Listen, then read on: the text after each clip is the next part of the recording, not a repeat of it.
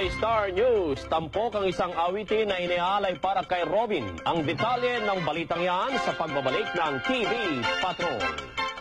Sa Star News, musika ang isa pang inspirasyon ng bilanggong si Robin Padilla upang makayanan ang mabibigat na hamon sa kanyang buhay. Aminado si Binoy na sa pag-atake ng kirot at kalungkutan sa loob ng selda, ang awiting Pagsubok ng Orient Pearl ang nagbibigay sa kanya ng buhay at pag-asa. Miyembro ng Orient Pearl ang mga pinsan at pamangkin ni Robin na nakikiisa sa kanyang laban.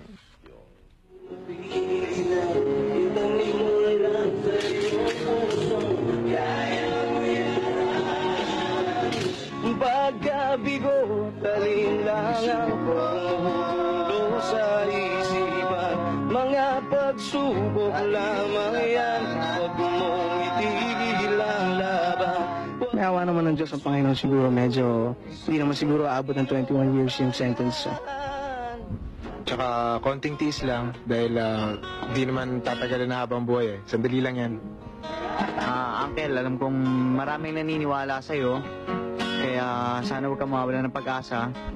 Dahil magandang example ka siguro para dun sa mga taong malaki yung problema nila. Pero hanggang ngayon lumalaban pa rin.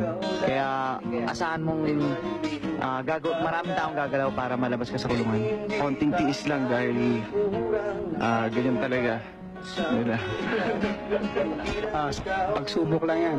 Kaya mo yan. Kaya mo yan, Robin. Sakit mo'y may katapusan. Kaya mo yan. Ang naging inspiration ko yung mga barkada ko nung college na mga problemado. Kasi may mga barkada ako na mga family problems nila o hindi kaya naman medyo nabubuntis lang wala pa sa oras. Huwag mong isuko at iyong labanan.